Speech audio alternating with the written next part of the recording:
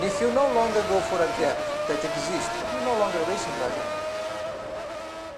Ladies and gentle dogs, welcome to the F1 2018 McLaren Career Mode. McLaren is one of the most prestigious teams in Formula 1, and boy do they show it in their stats. They were founded in 1963 by New Zealander Bruce McLaren, conveniently named McLaren. I wonder where the team name came from. But he also went on to win the first race for the team in 1968, and this was at Spa. Since then, they have won a grand total of 182 races, with 12 Drivers' World Championships and 8 Constructors' World Championships along the way. They've had drivers like Niki Lauda, Ayrton Senna, Alain Prost, Lewis Hamilton, to name but a few of the great drivers that have raced for this team over the years. He did just call Lewis Hamilton a great driver though, so I mean that's a bit controversial if we do say so right now. McLaren have been a force to be reckoned with over the years. However, as of today, McLaren haven't really been anywhere. Yes, they got 5th place in Australia, and they've got more points than they did last year in 2017, but can you really say that they have the best chassis on the grid, though? And what's more, Alonso's retiring at the end of the year. So with that meaning, Stoffel Van Dorn has to fight for his seat, and Carlos Sainz will be taking Fernando Alonso's place. I think it's about time we try to fix the team, the menace that is McLaren.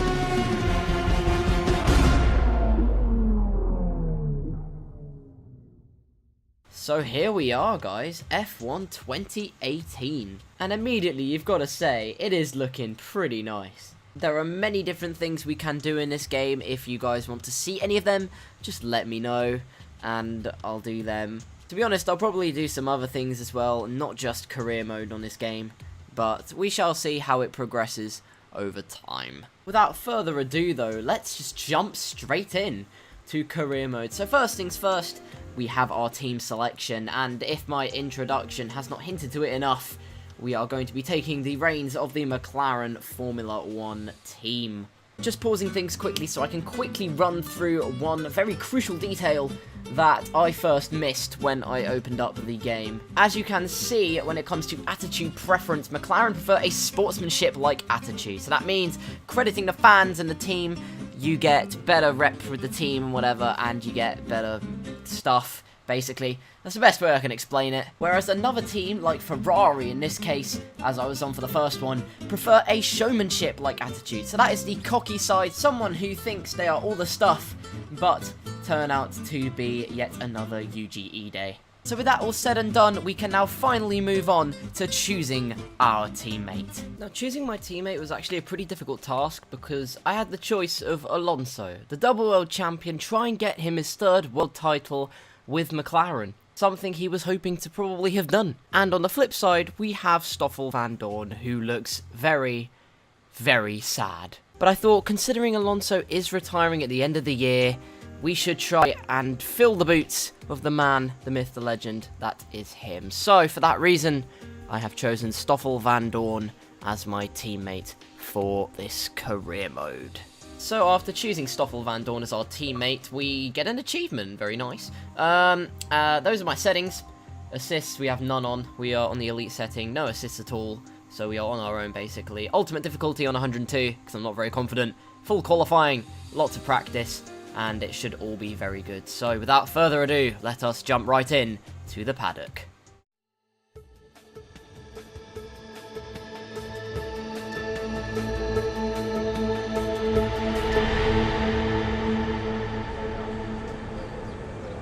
Thanks for coming by. I'm sure you're very anxious to get out on track. It's taken a lot of effort to get to F1. Congratulations. But the real work starts now. This is Claire, motorsports journalist. Nice to meet you.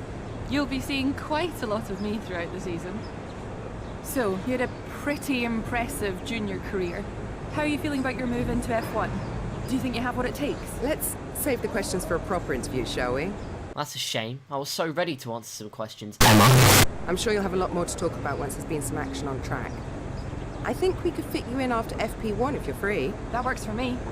I'll grab you the second you finish on the track.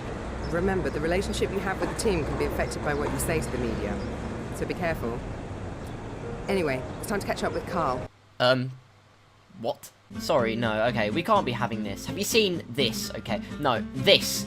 Right, I would not let this in to fit a gearbox, to fit an engine, to be anywhere near a Formula 1 car, okay? So Emma, whatever it is that you're having to drink, you are my agent. So if this person is in fact servicing our Formula 1 cars, we are going to have a big problem. He's waiting for you in the data center. Oh my god. Good luck out there today. Welcome to the data center. Here, we've got access to all kinds of information, including car telemetry, weather, lap times, tyre wear, the list goes on. Plus, we've got a direct link back to the factory, so we're in constant communication with the team there. We need you to regularly feedback about areas of the car that are lacking and help us direct our resources in the most productive way. More effort here equals a quicker car, so it's well worth the effort. Good luck this season. Oh, and make us all look good, okay? I will try my very best. There we are. So Karl gives us the rundown of the R&D. Here we are, taking a seat. Stoffel Van Dorn enters. All is good. Welcome to your new team. McLaren are one of the most successful teams in the sport, and they've reinvented themselves over the past few years. They demand excellence from all areas of their organization, and they'll expect you to integrate yourself and get up to speed from the first race. So as you heard there, we'll probably be murdered in cold blood if we don't provide the absolute excellence, so that is what we'll try and do. Here you can see the pertinent details about your current contract. On one side are the objectives and bonuses that we've negotiated with the team. On the other is information regarding how you're perceived throughout the paddock, your reputation with the current team, and your overall value to them, which is a combination of these elements. So that was Emma quickly running through brief details about the contract, something I will explain in a later video. But the R&D tree, there is a lot to upgrade. As you can see, we are at the moment the 6th fastest car behind Haas and Renault. Haas, I don't care. But hopefully we can get ahead of them as soon as we possibly can. And now let's move straight on to power units. Okay, so the power units of the car. I did warn you, I meant straight on, literally. As you can see though, we have a very limited number of components for the season. 3 of the internal combustion engine, motor generator, I can't be bothered to say all that, and the turbocharger. And 2 of the other 3 to use for the season. If we order extra, it'll be a grid penalty, and that is never good. Anyways, onto gearboxes. And ploughing onwards onto the gearbox screen. As you can see, we have 2 different gearboxes, a practice gearbox and an event gearbox. Practice gearbox is obviously for practice 1 and 2. Event gearbox for everything else. Let's hope it doesn't blow up. Anyways, moving on, we have some emails to read. So we have Zach Brown welcoming us to the team with open arms. What a guy. Next up, we have Karl saying that there are tutorials available, so, I mean, thanks. Next up, a couple of emails from Emma talking about our contract stuff and also our goals over the next couple of weeks that we can try and achieve. In this case, it is going to be finishing 12th or better. I'm almost offended by how low the standards are. Almost. Anywho, we have a preview of the weekend from Karl. We have a preview of the flipping weekend. We're 20th in the standings. McLaren, I believe, are 6th in the constructors. And then after that, we have Jeffrey telling us what the weather is going to be like. The absolute weather guru that he is. So let's take a look around the actual McLaren room. So looking up, we have quite a few screens. Nothing too much to report there. Just looks pretty nice, to be honest. There's Stoffel Van Dorn in the distance. Hello, mate. Looking down, look at those pasty white hands. Beautiful. And there's a phone that doesn't have a logo because copyright or whatever. I don't know. I don't know what the rules are with it. But we shall move on from that. So looking back up. Hello again, Stoffel. You're right, mate. Looking over to our right, we have one of the R&D guys looking like he's hard at work. So we won't disturb him for too long. So straight onto the left side we go then. And as you can see, we have a bit of a problem, actually. If you look at his screen closely, you can see that one of the parts is actually already red. So if this is what is foreshadowed for basically the rest of this career mode, I am going to be in the deep. Not going to say the next word because kid-friendly. So knowing I'm in safe hands, let's jump into practice 1 and get started. We're about to join the action in what is sure to be an interesting practice session here in Melbourne. It's not long until we get the session underway and we'll have some cars appearing out on the track. Beside me to take you through free practice today is a man with 3 decades of racing experience under his belt. It is, of course, Anthony Davidson. Thanks for joining us today, Anton. Tell me, where should we be focusing our attention today? I think we need to be looking across the entire field to see how far these cars are able to push a single set of tyres. While everyone will be trying different setups and running with different fuel loads, if you're attentive enough, you can definitely pick out trends for each type of tyre compound, which will give us a rough idea of how long the drivers are able to stay out there during a stint in the race. So there we are, after that little talk, here we are in the garage for the first time. Looking around us, looks all pretty nice except for one slight obstruction. But not to worry, it should all be fine and it should become unnoticeable as things go on. So let's get a quick word from Jeff and let's see what he has to say. Morning, Jeff here. I'm looking forward to working with you as your race engineer. Hope you've had a good night's sleep because we've got a lot of work to do today to prep for the season ahead. We're ready to fire up the car, so why not head out and get a few laps under your belt? Well, what a nice guy. Okay, so yeah, we happily will get a few laps under our belt. Here are the 6 practice programs we can do, which will earn us resource points so we can upgrade the car. However, let's be honest, you don't want to see me driving around like an absolute twonk. So for that reason, I have put together a very serious piece which shall highlight the purposes of these programs and what we can achieve. So, without further ado, here we go. First program, go around the track. Go through the gates and make some stacks. Next to your tyres, they need to be saved. However, I can't do it and my brain is caved. Fuel needs managing. It's a fossil fuel, or Greenpeace will think that you're not cool. Next up is the ERS. I can only do this with limited success. Qualifying pace, go very, very fast. But knowing my ability, I'm gonna come last. Race strategy, complete a couple of laps. I'm done with this rap, gonna get a bacon back. I'm actually hungry. I'm tired. Bloody, oh my god, I've killed science. So there you have it. That is the little piece I made to explain the practice programs. I really don't know what you're expecting, but we eventually completed all of them with flying colours. There is one thing I would like to address though, when I was completing these in fact. Right here are my very first laps on the entire game. These are genuinely my very first corners. I am turning like a salmon on ice. Not even a joke. It was strange because my wheel kept pulling to the left, which made life very difficult indeed. But eventually we managed to fix that through a few settings in the menus, and we completed all of the practice programs, as I said before, with flying colours. Next up though, I shall show you the interview I had with Claire, which came after practice 1. I know I'm in practice 2, but it was after practice 1, so there you are. The fans really seem to enjoy that. You made it look easy. It's been a lot of hard work, but here you are making your debut in Formula 1. You must be thrilled.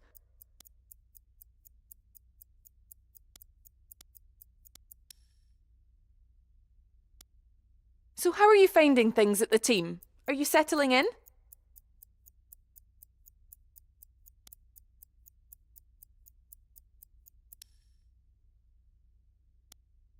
What are you expecting out of this season? Are you just aiming to find your feet in Formula 1, or do you see something more? Appreciate your time.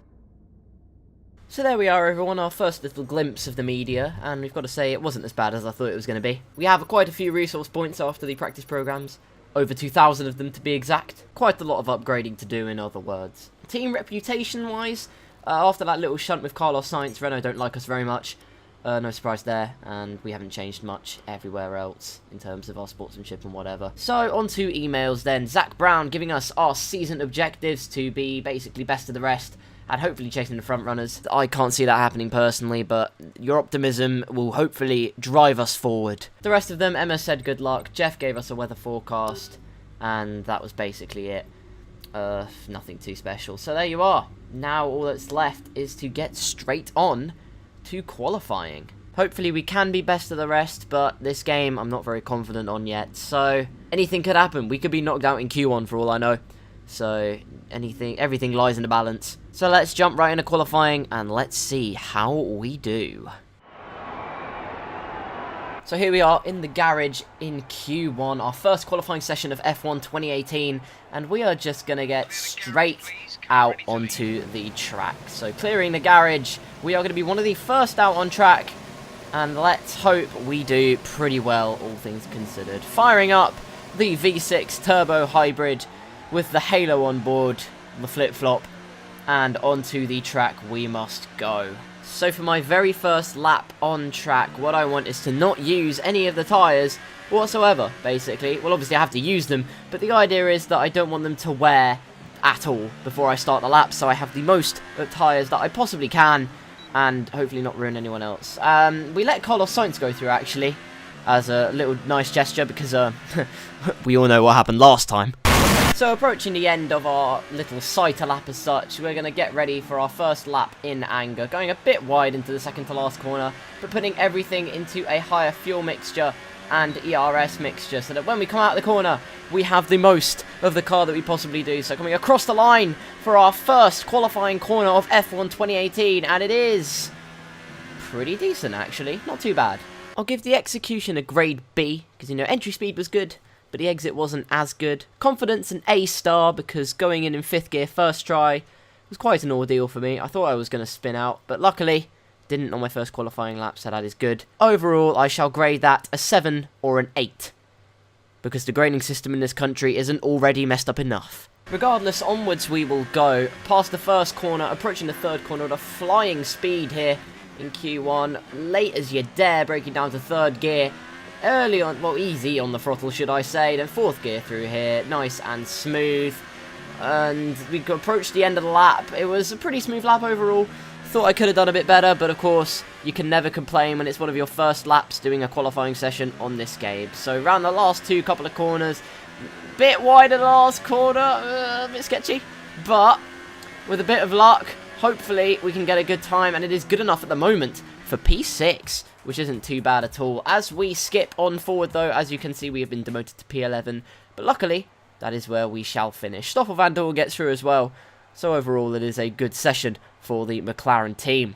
Going into Q2 then, and the last corner was a year better than the last one we did in the first part of qualifying, leading on to our Q2 lap. So we need to make sure we are in the top 10, otherwise we are out of qualifying. There'll be a tense sound effect in there somewhere, I imagine. But approaching the third corner once again at speed, and we approach the end of the lap. This one was a lot smoother, actually. Finally actually getting used to Albert Park, Australia. And this corner was a bit better. We didn't exactly hit the apex, but it wasn't too bad. Middle of the track, and is good enough to put us in P4, which isn't too bad. But then as we go on through the session, we are obviously demoted down. P10. Oh no, that's not very good, lads, is it? Oh no. In the simplest way I could possibly put this, we need to put in another lap, otherwise we are at risk of being basically brought out of Q3, because we won't have made it. So, with seconds to spare, we start off our next lap. First corner was a little bit sketchy on the oversteer on the exit, but luckily we don't really worry too much about that, as we are braking hard up to the next corner, 3rd gear, and I've already explained this bit. Coming on to the end of the lap, it is an improvement of a few tenths, and this lap was, again, a lot smoother than the last one we did. We just had that little bit more pace, that little bit more knowledge of the handling or whatever. Can we nail the last corner? No. Regardless, we roar towards the finishing line. We have improved by a few tenths. Will it be enough, though, to get us through? Wait for it. What is our position? It will be P8. Yes, we have in fact made it, and that is very good indeed. Stoffel Vandoorne, on the other hand, didn't make it. So that's not 2 McLarens in Q3. I might have actually displaced him when I came across the line, so sorry, mate. But we've made it. We've progressed to Q3 in our first race. Couldn't complain, can't complain. So let's move on to that. Because of the way we ran Q2, we only had the one set of tyres to set a lap time. So right at the end of the session, when the track has rubbered in, we are going out to set our flying lap. We are P10 at the moment, which doesn't really help. But through the first corner, probably the smoothest I've done it this whole weekend. To be honest, pretty helpful, because I need that to get a good grip position. Down towards the 3rd corner, roaring on like an absolute lion, locking up, but it's fine because we're not going to start the race on those tyres. Nice cinematic shot of the papaya orange McLaren going down towards the fast left-right, 1 and then 2. Could have attacked the left-hander a bit more, but that is all hypothetical, because the end of the lap is approaching, and then we shall see how we do in comparison to everyone else. Actually nailing the last corner. This is going to be an amazing lap. I can feel it. This is going to be one of the best laps you've ever seen on this game. Okay, that might be pushing it, but where do we come? We come home in P7. Best of the rest. In our first qualifying session. That right there is good. I feel like the big difference in this session was that I had some ERS to deploy at the end of the lap going down the final straight, which probably meant I had a bit more power. As you could probably have seen in Q1 and Q2, I in fact had a little like zigzag pan across the battery. basically saying, no, you can't use any more of it. That's because I deployed all of it, all the capacity for that track, and I saved a bit of it in Q3, and I think that is what made a difference, and boy did it, because we end up in P7. So there we are, guys, absolutely smashing stop of Van Dorn in the rivalry. He's looking even more upset now. We've got a little bit of a reputation boost for the other teams, a few more resources, and nothing else really changed. So, let's just get straight into the race. Alright, I think we can call that a successful qualifying. We should be in with a good chance in the race. New drivers, new cars, and a new Formula One season. But it's the same Albert Park that we've come to know and love for more than 2 decades now that hosts the first round of a 21 race championship, taking us from here in Melbourne, Australia, across the globe before we eventually reach the season finale at Yas Marina Circuit in Abu Dhabi. We have plenty of changes to the sport this year with the addition of new safety features, the return of France and Germany in an expanded 21 race calendar, and more tyre compounds than ever before. And of course, we have some big car manufacturers back in the sport too, with Alfa Romeo and Aston Martin returning as title sponsors for Sauber and Red Bull respectively. Joining me to take you through all the action of the 2018 Formula One season is Anthony Davidson. Great to have you with us. Thanks, Crofty. Always happy to be here. I'm looking forward to getting underway. So before the off, let's remind ourselves of yesterday's qualifying session with a look at the starting grid.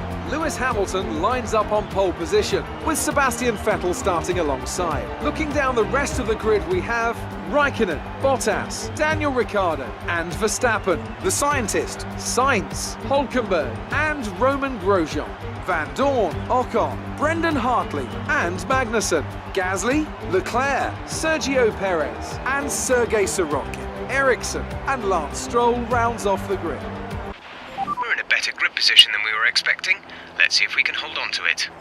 Thank you very much, Jeff. Here we are on the grid waiting to start the race. Just checking out the race strategy. It's going to be a one-stop. Adjusting the fuel to see how much time we'd save, but am I going to really start with 3 laps less of fuel? Don't ask me that question. Anyway, we cut to the formation lap. So we want to warm up our tyres here, try and save as much of the ERS as we possibly can, so when we get to the start-finish line, we are absolutely fine. So weaving from side to side to get those tyres warmed up. I'm pretty excited for this race, actually. Starting from best of the rest, maybe we can challenge the Red Bulls if we get a good start. That is a big if, though. Tyres look pretty good and up to temperature so far, up in the greens, and brakes are looking also pretty up to temperature as well. Steering at the gearbox of Verstappen for now, and hopefully for now it shall be, as we hopefully launch it down the inside and claim a position into turn 1, but who knows? Anything can happen. The game takes over for us at the last corner, so I feel like the whole thing is a tad pointless still. I would love it if you could just park it in the grid slot. But there you are, that is how it's crumbled. Onto the 5 red lights though, can we make up positions? And it is away we go. A bit sluggish on the start, could have had a bit better reactions, but it is a good start against the Red Bulls. We cut to the inside, preparing to make a move on Verstappen. Can we go down the inside? Yes, we can. Is this proximity arrow going to go white? Yes, it will. So there we are, past Verstappen. We are going to consider going down the inside of Ricciardo, do we? We decide to hang fire for now. That's probably the best decision because you never know, maybe they'll be a bit slow coming into these next few corners, or maybe our car actually has pretty damn good race pace. Hold on, it's the first option. They're going really slowly. What on earth's happened here? The easy pickings maybe, but we think better of it. That door was going to close and Jesus Christ, they're off. That traction is unbelievable. We're never going to catch them ever again. No. No, it's insane. They're in a league of their own. We brake a little bit late into the next corner, try and catch up to them, but their exit speed is just too good. And we have to settle for P6, which isn't too bad, because we've overtaken a Red Bull. However, that Red Bull is Verstappen, and it's looking very feisty with a red proximity arrow. That's worse. Oh, God. Verstappen is right up alongside us, trying to go around the outside of us, but we shut that door on him. Get out of my house. But around the next corner we shall go, and into the tight left-hander, and we are now settling into a rhythm. Hopefully we can keep Verstappen at bay for as long as possible as the laps go on. But straight on to the next lap, and it's only halfway through. You can see Verstappen is keeping up with us a treat. Of course, the Red Bull having a much better aerodynamic prowess than that of our McLaren currently. So going up to the next left-right chicane, you can see he just closes up on the straights. And there's nothing really we can do. We just need to try and keep our foot in, keep our head down, and try and match the pace of Ricciardo up ahead. So if we get the toe, then we can catch the slipstream and therefore stay with him as the race goes on. However, coming into the next lap, that definitely hasn't happened. Ricciardo is visibly a lot further ahead. Verstappen is a lot closer, and this time he will in fact have DRS. But we make sure to take the last corner very smoothly indeed, just like we did at the end of Q3, absolutely nailing it, roaring down towards the start finish straight. Verstappen closing in all the while, but we set a personal best lap time, which I guess is a positive. But that threat from Verstappen is extinguished for now. Having said that, though, going up to the next corner, Verstappen will have DRS again. I visibly weave to the left to try and get rid of the slipstream, but braking hard down to the third turn, we have extinguished that threat once again. On to lap 5, and the game plan of absolutely keeping Verstappen at bay behind us has worked to perfection. We set another personal best lap. Hopefully this battle intensifies, and we have cut like a pair of scissors straight onto lap number 8. Because I've seen more interesting pigeons than what happened on the last 3 laps of me just driving around the Australia track while Verstappen kind of closed in, but then the threat died down, and he closed in and the threat died down, and it just wasn't worth it. So that's basically been the race so far. You definitely haven't missed much at all. So we cut onto lap number 9, and this is our pit stop window, saving our ERS, as you can see, putting it in low mode, so that when we get out of the pits, we have some ERS, because there will be traffic. Plenty of traffic, I'm sure, and it should all be fun. So, sliding out of the second to last corner, but making sure we hit that pit lane speed limit nice and carefully. In we go for our first and hopefully only pit stop of the race. Maybe I could have attacked it into the pit lane a little bit more, broke a little bit later, but I wanted to make sure I didn't get a penalty for speeding in the pit lane. So it's us versus Red Bull. Red Bull probably the fastest at pit stops in the whole grid, so let's hope we get out ahead. It is green light, and we just, and I mean just, get ahead of Max Verstappen, which is crucial in terms of what could be the outcome of this race. So, coming out of the pit lane, Hulkenberg passes us, but then we can see Marcus Ericsson, and we do not want to be stuck behind him. He opens the door somewhat, and we go through, and that is crucial, because Verstappen's stuck behind him, but what's more important is that Carlos Sainz is stuck behind him, so none of, well, I think you know what might have happened. So about a lap later we cut to now, and nothing really happened, but what's this? Hulkenberg makes an overtake, and it is Lance Stroll, and just in case you didn't know, the Williams cars in this game, they're really, really bloody slow. So we better dispose of him as quickly as possible. Going into the left-right, but what's this? Lance Stroll going for the overtake, and suddenly we come back on a cutback and absolutely sell him for chips. An actual good bit of racing from us so far. Literally the only bit we've done since turn 1, really, but coming up to Nico Hulkenberg now. Through the middle of Sector 3, through the corners, we seem to have the better pace, but can we translate that onto the next lap? So coming around the second to last corner, we are within a second. We shall have DRS this time. We are not being attacked. We are the one on maximum attack. DRS enabled. Nice replay camera, but in the slipstream, can we get Hulkenberg into turn 1? He goes on the defensive line. I keep out wide. He goes out wide, and I cut back, do the same thing I did to Stroll earlier. And it is 2 people sold for chips in the space of about 6 corners. It's absolutely beautiful. So now we need to focus on the job in hand of keeping Hulkenberg behind us as well on those super softs. Try and push out a gap. See how much of a gap we can make going on to now the end of the lap. And there seems to be a bit of a train here. Maybe we can get some people. Caution, caution. The virtual safety car is out. Reduce speed and maintain a positive delta. Drop your speed. Our delta is too low and we risk a penalty. Slow your pace immediately. So the virtual safety car was brought out for what seemed like absolutely nothing. I didn't see anyone out of the race at the time, but there you are. Gave us a bit of time to save some fuel, save some ERS, and now we are after Charles Leclerc's 8th place. But coming on to the end of the lap, he was going to pit anyway. So if we did overtake him, it would have been, in the simplest way possible, an absolute waste of time. So with drivers making pit stops, we are moved up to P7 and then up to P6 as Ocon also makes a pit stop. But Hulkenberg actually had pretty good pace on the super softs, and yeah, I was struggling to actually keep pace with him. I just had to do my best to keep him at bay. And as well as that, Verstappen had also cleared the traffic because obviously everyone had made a pit stop. So I had 2 threats now and not just the one, which definitely made my stress levels not very healthy. However, I wanted to keep Hulkenberg behind me because I needed him to be a safety net. Because if Verstappen were to overtake him, that Red Bull is probably definitely going to pass me because my tyres weren't feeling the best. I wasn't having the best time on the soft tyres, to be honest. But let's power on for the moment. So coming around the last corner of lap 16, let's see if anyone does pit. They do. It's a Mercedes and a Ferrari. It's Vettel and Hamilton, and we are relinquished into position number 4, almost in a podium position in our first race. Not like we will actually finish there, obviously, but there's always hope. So coming on to the end of lap 16, round the second to last corner and round the last corner as we start to make our way towards the 17th lap. Still in 4th place for now, but Hulkenberg's gone.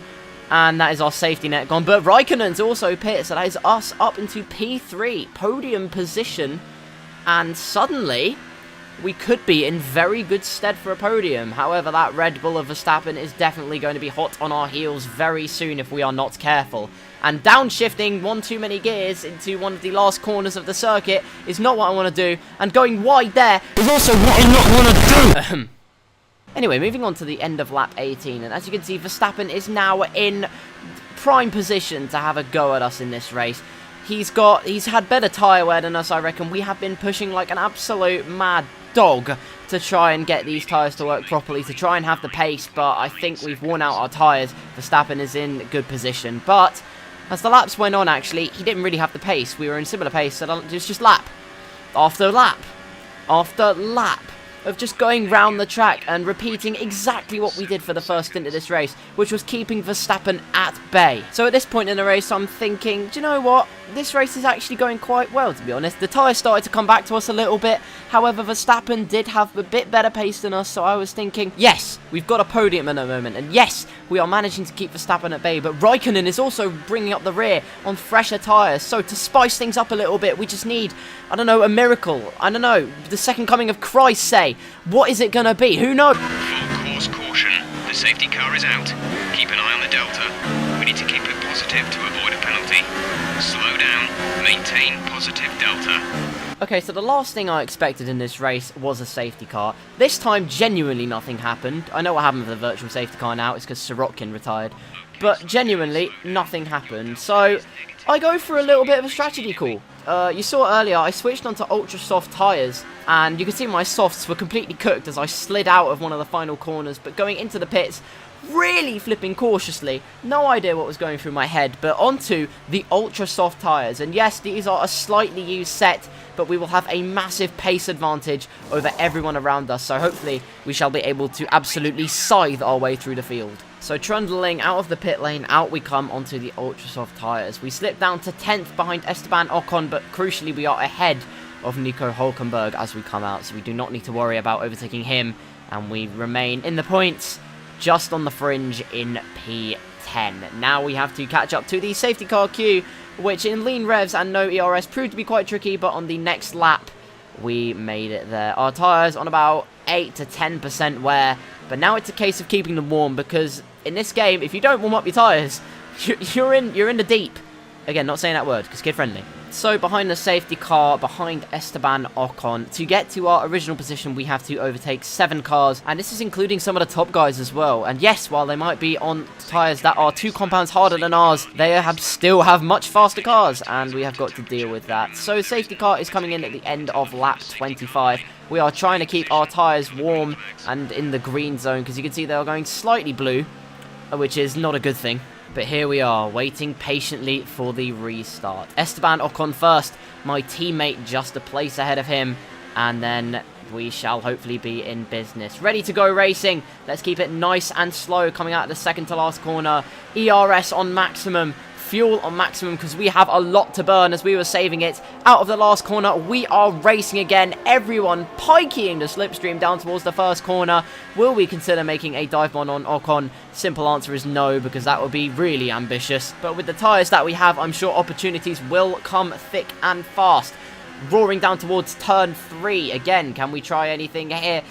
Ocon very early on the brakes, actually. We were much later, but very audacious if we tried the dive bomb there, so let's not. So round the flat out right-hander, Ocon is really slow. His tyres might still be cold, and this could be an opportunity. We look for the gap down the inside. Ocon locks up. Can we get the acceleration off? Yes, we can. Ocon leaves us the space, backs out of it, and that is us up into P9, just like that. And that move was crucial for making solid progress through the field. So next up is our teammate Stoffel Van Dorn, who is actually attacking Kevin Magnussen. So can we try anything? They both go wide, and we make the move on both of them. Absolutely beautiful, selling them both for chips. That move has worked a treat throughout this entire Grand Prix. First on Stroll, next on Hulkenberg, next on 2 cars into 1 corner. Absolutely brilliant stuff then. So now we have to push on the next car up ahead is Sebastian Vettel, and he is quite a way ahead. So if we don't catch up to him soon, it is pretty much game over, and we probably will not recover to our original position, or even close to our original position. So we need to close up as much as we can. But coming onto the end of lap 27, in fact onto lap 28, you can see that the gap hasn't really closed up, and suddenly the dream of getting possibly a 5th place, a 4th place, is slipping just gradually away from our grasp. So maybe it isn't possible. The ultra soft gamble might not have worked. Maybe we should have stayed on the softs. You never know, but our pace has been pretty immaculate since then. We are pushing like a madman, sliding the car out, but hang on. What's this? All three of them have suddenly converged on each other, and we're going to join the battle as well on ultra soft tyres compared to their soft tyres. And suddenly, these three are in a very vulnerable position, because firstly, it was these guys that would have been attacking me, and now it's me attacking them as they go very slow into the chicane. We're going to have DRS going up in through Sector 3 towards the last few corners. Can we try anything here? We think better of it, to be honest. And we just let the fight play out. Verstappen and Hamilton alongside each other all the while. This is great battling from the AI. We approach the last 2 corners. Vettel and I just waiting in the wings for them to either make a mistake or for us to just capitalize maybe on a slow exit or entry out the corner. 3 of us have DRS. Verstappen is the unlucky man without DRS. Hamilton going for the move. Vettel on the outside. Hamilton locks up, and we're down the inside again. Bang! Bang! Absolutely beautiful stuff. Up into P5. We've made all the right moves, and it has paid off an absolute treat. And we are going to be chasing after Max Verstappen on this last lap to see if we can get an extra 2 points to our account in our first race for McLaren. Verstappen, though, seeming to keep the gap pretty well. We're going to try and push as hard as we can. A bit tentative into that corner, but hopefully that shouldn't phase us too much. We just need to keep pushing. Use every single last bit of battery, every single last bit of fuel. We have it to deploy. The battery's going down slightly. Coming through the chicane, we are saving and sliding the car everywhere, trying to get those extra points, but Verstappen just has that big enough of a gap to keep us behind, cutting that curb way too fine. Bloody hell. But that is where I think we will end the race, in P5, unless Verstappen has some freak retirement. Will he? No. But I definitely cannot complain. For a first race with McLaren, we've done an extremely good job replicating Alonso's result. It is P5. Okay, good job, mate. Really well done. That was a fantastic drive. Brilliant stuff from Mercedes today. That's another historic win. And Anthony Davidson, give me your thoughts. How did they accomplish this result? Without a doubt, the safety car changed everything today. The key to their success was keeping calm and reacting to the situation quickly. We've seen teams in the past throw away wins because they were too hesitant, but here they were decisive, and that's allowed them to take the advantage. So as I say that, we can see the drivers coming out now to collect their trophies. It's yet more silverware to take back to their base in Brackley after another excellent Grand Prix.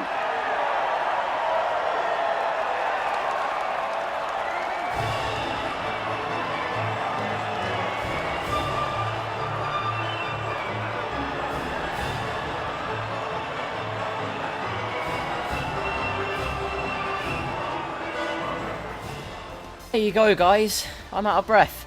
Wow, a very enjoyable first race for McLaren, picking up 5th place, running with the top runners. Van Dorn picks up 2 points, so it is a double points finish for the team. A definite high point for McLaren. Let's get interviewed by Claire and see what she has to say. Amazing performance out there. You must be really happy. You really looked in control of your car out there. Your team must be thrilled.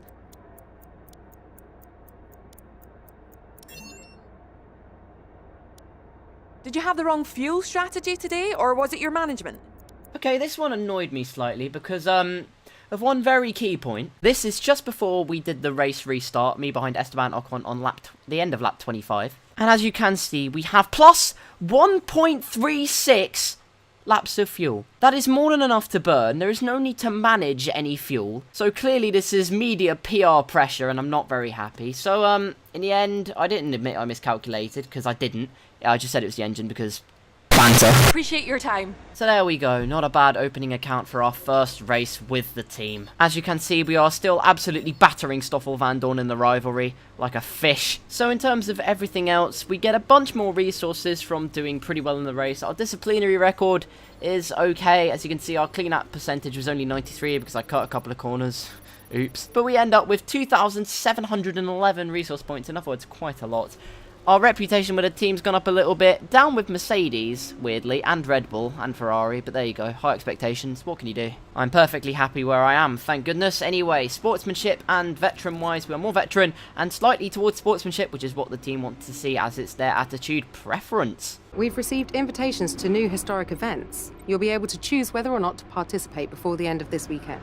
That seems pretty saucy. We've got a few classic car events we could potentially try out. Anyway, there's Karl giving us the debrief for this weekend. Nothing worth mentioning, really. It's already there. Contract-wise, our value's gone up a tad. R&D tree-wise, since we have a lot of resource points, we can finally put some work into this. So as you can see, we have 4 different places: chassis, aerodynamics, powertrain, and durability. Choosing what to upgrade at first seemed a little bit tricky, and due to what we said in the interviews, we had put the powertrain people in a bad mood. So we decided to buy an efficiency upgrade.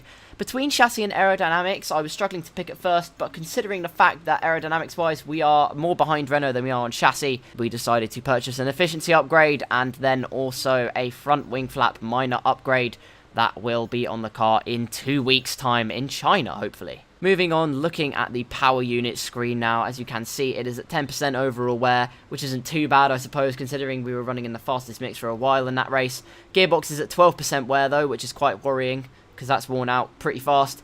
Overall standings, though, as you can see, we are 5th, Van Dorn in 9th, we are 4th in the Constructors' Championship, best of the rest, and that is hopefully form we can continue throughout the rest of the season. Positives from the weekend, we know that we are best of the rest, as we showed in qualifying and in the race. The ultra soft gamble paid off, an absolute treat. We scythed our way through the field, past our teammate, past a few other cars, to make it up into P5, and a double points finish is always good. Downside, Stoffel Van Dorn wasn't really keeping pace with us, but maybe with a few upgrades, he will, and I might have just jinxed myself, but we have a classical invitation event to do. Here we are then, the calm before the storm, as we wait for this field of iconic cars to burst into life for the historic invitational event today. I'm delighted to have the opportunity to be here, and welcome along to all of you at home as well. So grab a cup of tea and get ready as our competitors make their final preparations. So here we are, everyone, in the 2004 Ferrari championship winning car of Michael Schumacher, which led him to his 7th world title. And for this one, we are driving around the Paul Ricard track, the French Grand Prix circuit for this year. Well, the race wasn't too bad. A lot of people thought there wasn't going to be much overtaking. There was definitely more overtaking than people expected. But there you go. And just listen to the noise this car. It's incredible.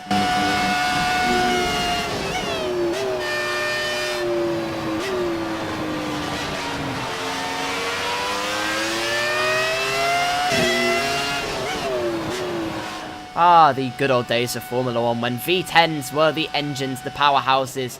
But if you didn't guess already, this is an overtake mission. We had to overtake 15 of these 1970s Ferrari Formula 1 cars in the time limit. Made especially hard when they're driving into the side of you. So thanks, Barnes. Paul Ricard, in fact, it was a decent circuit, actually. I went very wide into corners, so just took too much speed. But eventually, we got used to the circuit. And with 3 seconds to go, we shall complete the mission. And you can hear how joyful the car is.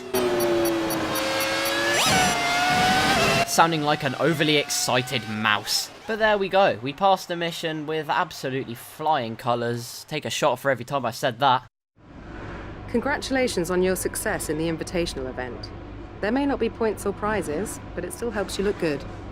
You absolute So there you go, guys. That pretty much concludes all we have to do in this first episode of this McLaren Career Mode. Leave a like if you enjoyed this video and hit that subscribe button so that you don't miss any one of my uploads. I am actually going to try and upload more than 3 videos this year.